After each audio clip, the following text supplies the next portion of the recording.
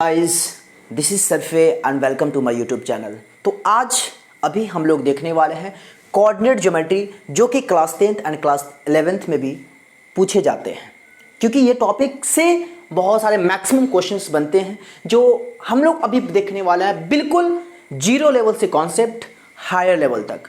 तो कंडीशन है कि आप हमारे साथ बने रहिएगा, वीडियो को एंड तक देखिएगा और हर कॉन्सेप्ट में बताऊंगा कि कोऑर्डिनेट ज्योमेट्री में कौन कौन सा टर्म पढ़ना है, किसको प्रूव करना है, कैसे प्रूव करना है, कैसे क्वेश्चंस को अटेम्प्ट करना है, ये सारा का सारा मैं चीज़ बताऊंगा। बस कंडीशन है कि बने रहिएगा, वीडियो को एंड तक देखिएगा।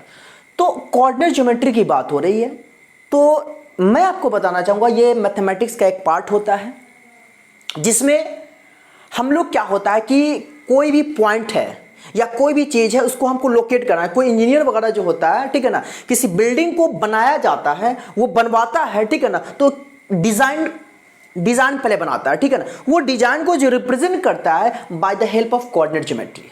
सपोज अगर मैं बात करूं कि एक बिल्डिंग है, सपोज, ठीक है ना, उस बिल्डिंग का हमें अगर मालूम करना है कि सेट बिल्डिंग है, मतलब बिल्कुल एक बिल्डिंग कहने का क्या सेंस है कि कोई रेक्टेंगुलर चीज़ है, रेक्टेंगुलर शेप का आंगन कहो या कुछ भी कहो, उसका हमें सेंटर मालूम करना है। तो वो सेंटर जो मालूम करेंगे by the help of coordinate geometry. या दूसरी बात मैं बताना चाहूँगा कि अगर मान लो कोई पैरेललोग्राम है या कोई रेक्टेंगल है, तो इसको हमको प्रूव करना है कि ये पैरेललोग्राम ही है तो कैसे है, रेक्टेंगल है तो कैसे है, स्क्वायर है तो कैसे है। वहाँ पर हम लोग किसका यूज़ करेंगे? कोऑर्डिनेट ज्योमेट्री का यूज़ करेंगे। इस कोऑर्डिनेट ज्योमेट्री में बहुत सारी बातें पढ़ना है, बस आपको मैं धीरे धीरे हर चीज़ बातें समझाऊंगा। तो किसी मान लो कि कोई एक्स वाई प्लेन है, सपोज क्या है, एक्स वाई प्लेन है। किसी एक्स वाई प्लेन में अगर कोई पॉइंट को हमें लोकेट कराना है तो लोकेट जो कराएंगे ना वो कोऑर्डिनेट ज्योमेट्री के अंतर्गत ही आएगा, चाहे वो 2D हो चाहे वो 3D हो। 2D होगा तो एक्स वाई प्लेन कहलाएगा, 3D होगा तो एक्स वाई जेड कहलाएगा। तो अभी हम लोग जो इस में पढ़ने वाले हैं, फिलहाल अभी वो 2D पढ़ने वाले हैं, मतलब एक्स वाई प्लेन में कोई लाई करेगा तो क्या होगा। थोड़ा सा इसके बारे में बेसिक जानकारी आप लोग क्लास 9th में पढ़े होइएगा कि अगर कोई पॉइंट आपका देगा, मान लो 2 4 है, तो 2 4 का मतलब क्या हुआ कि पहला वाला जो होता है एक्स कोऑर्डिनेट होता है, दूसरा वाला क्या होता है, वाई कोऑर्डिनेट होता है। तो मैं 2 4 की बात कर रहा हूं तो 2 एक्स कोऑर्डिनेट हो गया, 4 क्या हुआ, वाई कोऑर्डिनेट हुआ। आपने यह भी पढ़ा था कि एक्स कोऑर्डिनेट को एब्सिसा कहते हैं, जबकि वाई कोऑर्डिनेट को ऑर्डिनेट कहा जाता है। तो इसमें मैं आपको बताना चाहूंगा कि इसका फादर जो है, इसका फादर रेने डेस्कार्टे है, याद रखिएगा, Rene Descartes, father of coordinate geometry जो है रेने डेस्कार्टे है। अब ये रेने डेस्कार्टे साहब क्या कहते हैं कि कोई प्लेन है एक्स वाई प्लेन, गौर फरमाइएगा,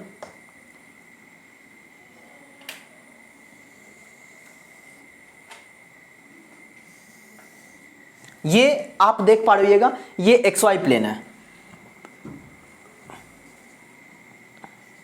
एक्स वाई प्लेन है, ठीक है ना। अब हम लोग जिसमें जो पढ़ने वाले हैं, सबसे पहले पढ़ने वाले हैं डिस्टेंस फॉर्मूला। क्या पढ़ने वाले हैं? डिस्टेंस फॉर्मूला, जिसको हिंदी में कहते हैं दूरी सूत्र।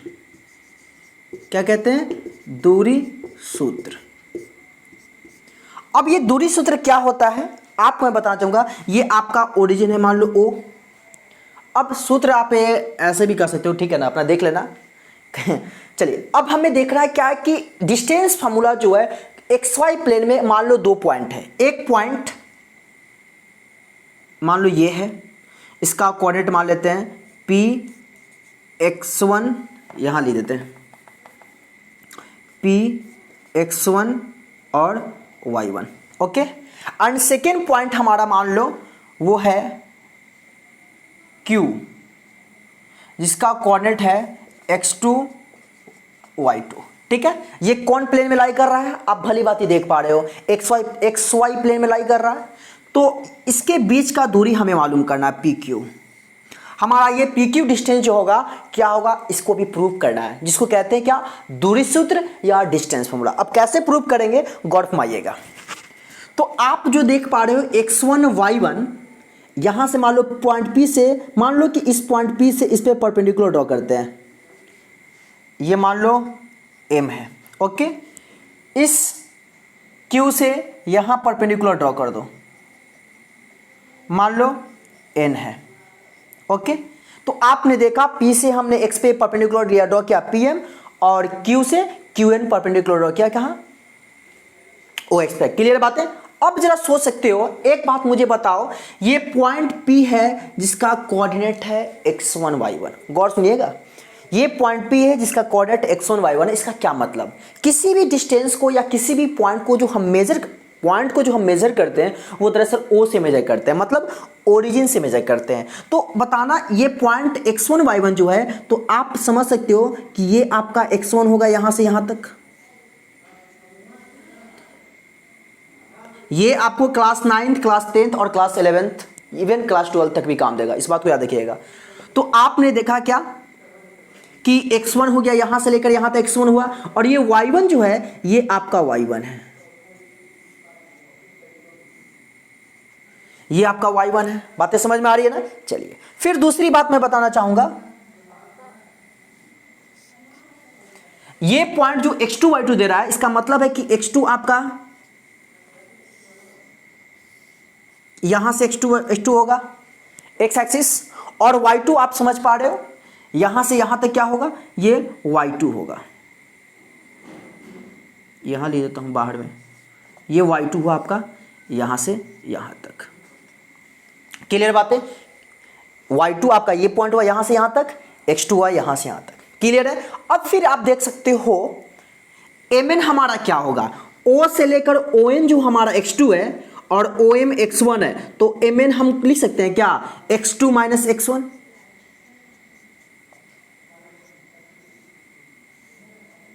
आप देख सकते हो यहां से लेकर यहां तक x2 है और यहां से यहां तक x1 है, तो हमारा इस m से लेकर n तक जो होगा हमारा x2 माइनस x1 होगा। ये सारा का सारा मैं डिस्टेंस फाइंड कर रहा हूं। सिमिलरली आप गौर मार सकते हो, मान लो कि यहां से यहां पर पैरेलल इसके ड्रॉ कर दो, ये भी एक तरह से परपेंडिकुलर ही है, मान लो ये T है, तो आप फिर सोच सकते हो ये PM जो है y1, तो हमारा TN क्या होगा, ये भी तो आपका y1 ही होगा। क्लियर है, बातें समझ में आ रही है। फिर देखिएगा Q से लेकर N तक आपका y2 है और यहां T से लेकर N तक y1 है, तो हमारा QT क्या होगा, सोचिए। QT हमारा हो जाएगा y2 माइनस y1, यहां ले देता हूं y2 माइनस y1। क्लियर है बातें। यहां से लेकर यहां तक हमारा होगा y2, पूरा में से घटा देंगे y2 माइनस y1। क्लियर बात है ना। चलिए हमें फाइंड क्या करना है, डिस्टेंस फाइंड करना है। कौन सा डिस्टेंस फाइंड करना है, हमें डिस्टेंस फाइंड करना है PQ। अब कैसे फाइंड करेंगे ये बात समझना है। तो सबसे पहले हम लिख देते हैं क्या कि draw PM perpendicular OX, comma फिर क्या होगा QN परपेंडिकुलर OX। क्लियर बात है। P से PM परपेंडिकुलर ड्रॉ किए, Q से QN परपेंडिकुलर ड्रॉ किए, और उसके बाद हमने क्या किया कि and PT parallel to what, MN, and draw PT parallel to MN। Clear है, इतना मैंने लिख दिया। अब उसके बाद आप गौर मार सकते हो, यहां पर हम सारा का सारा वैल्यू निकाले हैं, ये मैं नहीं लिख रहा हूं, मैं डायरेक्ट अपने मुद्दे पर आ जाता हूं, ठीक है ना। डायरेक्ट मैं प्रूव करता हूं कि हमें PQ चाहिए। अब इसमें आप लिख सकते हो कि PM हो गया आपका y1, OM हो गया x1, MN हो गया x2 माइनस x1। कैसे लिखा हूं, तो ये तो बात आप समझ पा रहे हो। चलिए हम अब देखते हैं क्या कि मेरे को PQ चाहिए। तो इन ट्रायंगल PTQ, गौर मारिए PTQ, इन ट्रायंगल PTQ, ये परपेंडिकुलर ही है ना कि ये है, समझिए। तो ये परपेंडिकुलर कर दीजिए, PT परपेंडिकुलर ऑन QN कर दीजिए, QN। चलिए इन ट्रायंगल PTQ में आप देख सकते हो ये हमारा बेस है, ये हमारा परपेंडिकुलर है। फिर से मैं बताना चाहूंगा, ये MN आपका x2 माइनस x1 है, तो हमारा PT भी क्या होगा, x2 माइनस x1 होगा। क्लियर है बातें। तो इन ट्रायंगल PTQ में आप निकाल सकते हो क्या, PQ स्क्वायर इक्वल हम क्या लिख सकते हैं, क्यू पी टी का स्क्वायर प्लस क्यू टी का square, P T square plus Q T square. Clear है? अब गौर फरमा सकते हो, तो पी टी का स्क्वायर क्या होगा हमारा, x2 minus x1 whole square plus Q T हमारा क्या है, क्यू टी हमारा है y2 minus y1 whole square. यानी किसके इक्वल आया, पी क्यू के स्क्वायर के इक्वल हुआ। एक आपका ये भी फॉर्मूला हुआ। अब आप चाहो तो यहां से स्क्वायर हटाओगे, उधर रूट चढ़ा दो, तो पी क्यू इक्वल क्या होगा, root under x2 minus x1 का whole square plus y2 minus y1 का होल स्क्वायर। एक आपका ये भी फॉर्मूला हुआ, उम्मीद है दिख रहा होगा। और इसके नीचे में आप ये भी कह सकते हो कि P Q equal root under, आप गौर फरमा सकते हो x2 माइनस x1 क्या है, x2 यहां है, x1 यहां है, ये तो एब्सिसा है, x एक्सिस है और x एक्सिस को क्या कहते हैं, एब्सिसा कहते हैं। तो क्या इसको मैं लिख सकता हूं क्या, डिफरेंस ऑफ एब्सिसा का whole square plus difference of ordinates इसका स्क्वायर। और इस तरीके से आपके सामने ये डिस्टेंस फॉर्मूला हुआ। थोड़ा भी नहीं दिख रहा है? चलिए मैं मैनेज कर लीजिएगा, मैं क्या बोल रहा हूं, x2 माइनस x1 को कह सकते हैं क्या, डिफरेंस ऑफ एब्सिसा का square plus y2 minus y1 को कह सकते हैं डिफरेंस ऑफ ऑर्डिनेट का स्क्वायर। नहीं दिख रहा था, यहां पर लिख देते हैं P Q equal root under difference of abscissa का whole square plus difference of ordinate square. उम्मीद है यहां तक बातें आपको समझ में आई। हमेशा याद रखिएगा, डिस्टेंस फॉर्मूला जब भी आपको फाइंड करना होगा तो root under x2 minus x1 whole square plus y2 minus y1 whole square. x2 minus x1 का होल स्क्वायर का क्या मतलब होता है, डिफरेंस ऑफ एब्सिसा का whole square plus difference of ordinates का होल स्क्वायर। इस तरीके से हमने यहां पे आपके सामने डिस्टेंस फॉर्मूला का एक्सप्रेशन प्रूफ किया। उम्मीद है बातें आपको समझ में आई। फिर से दूसरी बात मैं आपको बताना चाहूंगा, यहां दिख रहा है, यहां पर मैं लिखता हूं एक बात, अगर आपसे पूछा जाएगा कि कोई पॉइंट है P XY प्लेन में लाई कर रहा है, तो आप बताओ ओरिजिन से उसका डिस्टेंस क्या होगा। मैंने क्या कहा, गौर फरमाइए, मैं कह रहा हूं कि ये XY प्लेन है, यहां पे एक पॉइंट P है जिसका कोऑर्डिनेट है XY, ठीक है।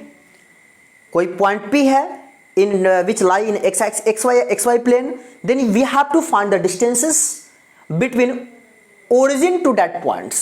तो हमें मालूम करना है कि इस ओरिजिन से इसका डिस्टेंस क्या होगा। तो ओरिजिन का मतलब क्या होता है, 0 0। तो याद रखिएगा, जब भी किसी पॉइंट का ओरिजिन से डिस्टेंस मालूम करना हो तो वहां पे हमारा होता है रूट अंडर x माइनस 0 का whole square plus y minus 0 का होल स्क्वायर। फाइनली इसको हम लिख सकते हैं x square plus Y square. ये होता है कब, जब ओरिजिन से मेरे को डिस्टेंस मालूम करना हो, तो उस केस में ये फॉर्मूला हम अप्लाई करते हैं, simply X square root under X square plus Y square. तो उम्मीद करते हैं बात आप यहां तक समझ में आई। तो इस तरीके से बातें समझ में आइए, इस पैटर्न पे हम लोग एक दो क्वेश्चन देखते हैं, इसका सॉल्यूशन करते हैं कि कैसे इसका सॉल्यूशन होगा। फिर हम लोग नेक्स्ट वीडियो में देखेंगे सेक्शन फार्मूला, फिर mid point formula. Next video में सेक्शन फार्मूला और मिड पॉइंट फार्मूला दोनों एक ही वीडियो में देखेंगे। चलिए आइए सबसे पहले इसको बोर्ड को इरेज करते हैं और फिर इस पैटर्न पे क्वेश्चन कैसे सॉल्व किया जाता है उसको देखते हैं। तो इस डिस्टेंस फार्मूला पे आपके सामने दो क्वेश्चंस अवेलेबल है, आइए देखते हैं इसका सॉल्यूशन क्या होगा। और आप जो देख पा रहे हैं फर्स्ट क्वेश्चन, ये बहुत ही इंपॉर्टेंट है और अक्सर बच्चे इसमें फंस जाते हैं। आइए इसका सॉल्यूशन देखते हैं। Find the distance between the points.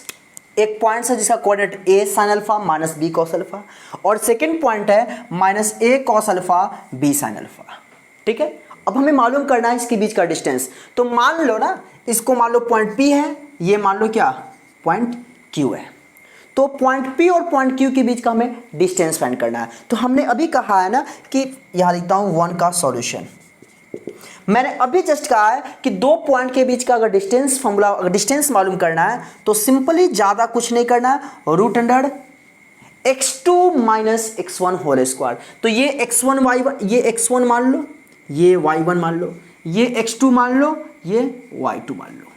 Formula मैंने क्या कहा है, x2 माइनस x1 का होल स्क्वायर।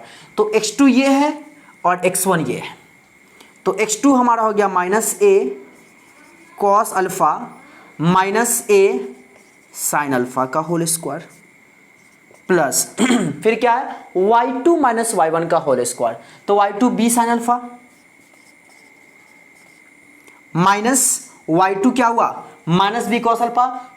y2 ये है, y1 ये है, तो y2 माइनस y1, तो y2 के बदले हमने ले दिया b साइन अल्फा माइनस, और ऑलरेडी यहां पे माइनस है तो क्या करेंगे प्लस b कॉस अल्फा का whole square, b cos alpha का होल स्क्वायर। फिर से मैं आपको बताना चाहूंगा, मैंने यहां लिखा है ना x2 माइनस x1 का whole square plus y2 minus y1 का होल स्क्वायर। आप चाहो तो x1 माइनस x2 का भी होल स्क्वायर कर सकते हो, प्लस y1 माइनस y2 का भी होल स्क्वायर करोगे, क्योंकि स्क्वायर करोगे तो निगेटिव जो भी होगा वो पॉजिटिव बन जाएगा, इसमें कोई शक नहीं। क्लियर बात है। चलिए अब इसका हम जो सॉल्यूशन करने वाले हैं थोड़ा सा बहुत ही मजेदार सॉल्यूशन होने वाला है, तो बस कोशिश करिएगा समझने का। माइनस ए कॉस अल्फा माइनस ए साइन अल्फा, अब इसको तोड़ना है।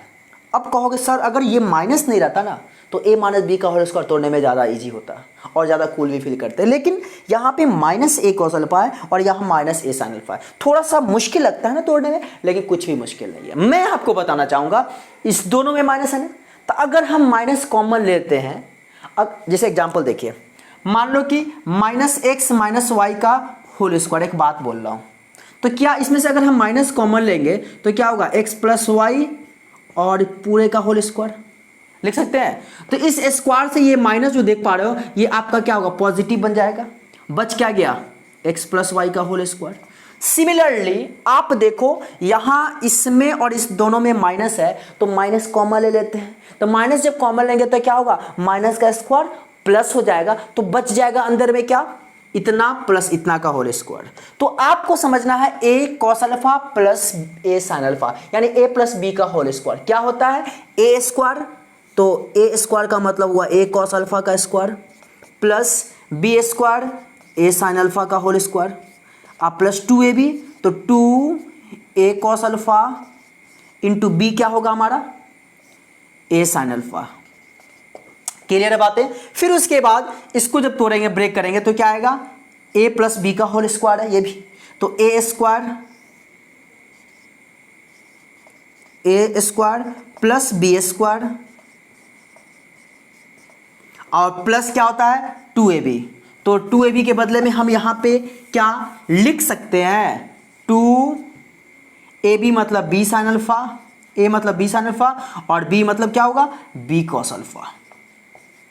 क्लियर है बातें समझ में। इतना मैंने लिखा, इसको भी a प्लस बी का होल स्क्वायर पे ब्रेक किया, इसको भी मैंने ब्रेक किया क्या a प्लस बी का होल स्क्वायर। अब जरा गौर फरमाइएगा, क्या मैं इसको लिख सकता हूं a square cos square alpha, a cos alpha का होल स्क्वायर का मतलब है दोनों का स्क्वायर, a का भी स्क्वायर इसका भी स्क्वायर, प्लस इसको लिखेंगे a square sine square alpha plus ये क्या होगा आप देख सकते हो 2a